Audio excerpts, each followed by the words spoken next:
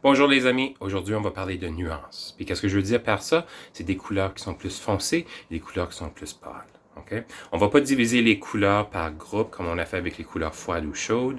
En fait, on va juste prendre une couleur ou quelques couleurs, c'est votre choix. Et puis vous allez appliquer cette couleur d'une façon foncée, donc vous allez pousser fort, fort, fort sur votre crayon, ou vous pouvez l'appliquer plus doucement, très doucement, pour faire le pâle. Okay? Je vais vous montrer qu'est-ce que je veux dire avec ça. On est prêt? On y va. Alors là, je vais vous montrer comment faire vos nuances. C'est beaucoup plus facile si tu as un crayon de bois, que ce soit un crayon à mine ou un crayon de couleur, parce que c'est beaucoup plus facile de faire le pâle. Donc si par exemple, je commence avec très pâle, je vous conseille de commencer très pâle, et puis petit à petit, appuyer un peu plus fort sur le crayon.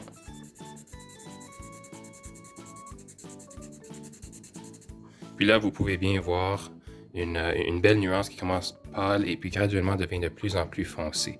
OK?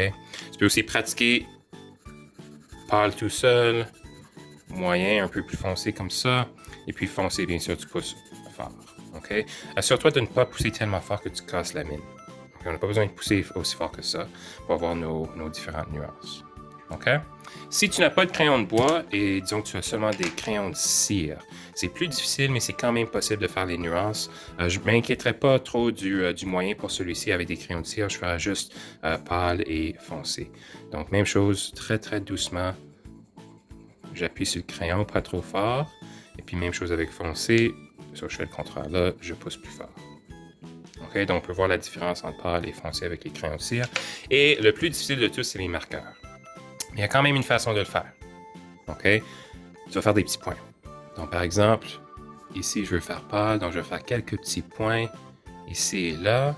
Si tu rapproches les points de plus en plus, ça va devenir de plus en plus foncé. Donc ici, je vais rapprocher les points beaucoup plus.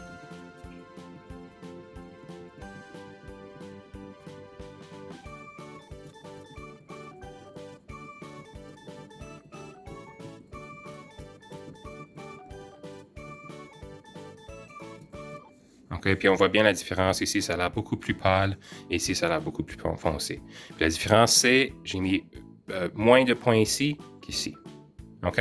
Donc voilà, dépendamment de quelle sorte de crayon ou d'outils de coloriage que vous avez, vous pouvez utiliser les crayons de bois. Ça, c'est les meilleurs pour faire pâle, moyen et foncé.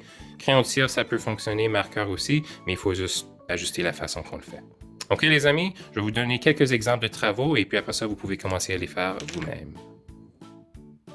Là, je vais vous montrer quelques exemples de mes travaux. Premier exemple, j'ai dessiné plein de formes, des triangles, des carrés, des cercles, rectangles. Et puis, pour chaque forme, j'ai choisi quelques places où faire des nuances un peu plus foncées et d'autres un peu plus pâles. Et si vous voyez, ça devient de plus en plus pâle ou de plus en plus foncé, dépendant de quel côté vous allez. Donc, le triangle ici commence foncé au haut et devient de plus en plus pâle au bas. Celui-ci, c'est le contraire, foncé au bas, plus pâle en haut.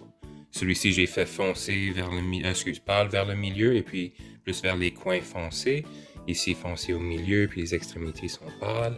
Donc, c'est vraiment à vous de choisir, les amis, comment vous voulez appliquer vos nuances.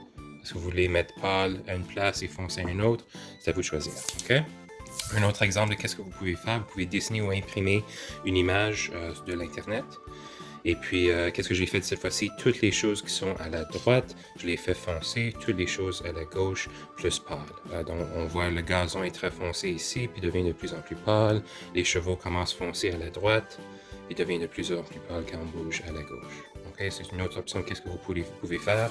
Ou, encore une troisième option, vous pouvez trouver un mandala de l'Internet, l'imprimer, et puis là, vous allez choisir quelle partie du mandala va être pâle, quelle va être moyen, et laquelle va être foncée.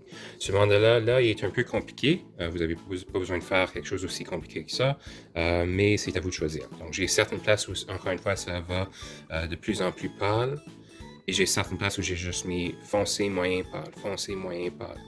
OK? Donc, c'est à vous de choisir comment vous voulez faire, les amis. Toutes sont des bonnes options. Vous choisissez la façon que vous voulez faire, du moins qu'on voit clairement dans vos dessins qu'il y a une partie plus foncée et une partie plus pâle. OK? On y va. Maintenant que vous savez comment appliquer vos nuances à vos dessins, j'aimerais voir ce que vous êtes capable de faire. Donc, soit vous pouvez partager vos dessins avec moi et la classe durant notre prochaine rencontre de groupe, ou vous pouvez demander à vos parents de prendre une photo et puis de me l'envoyer à mon courriel. Mon courriel, il est dans le flux de votre classe dans Classroom, dans le même lien où vous avez trouvé cette vidéo ici. OK? Donc, bravo les amis, et puis j'ai hâte de voir vos dessins. Super. À la prochaine.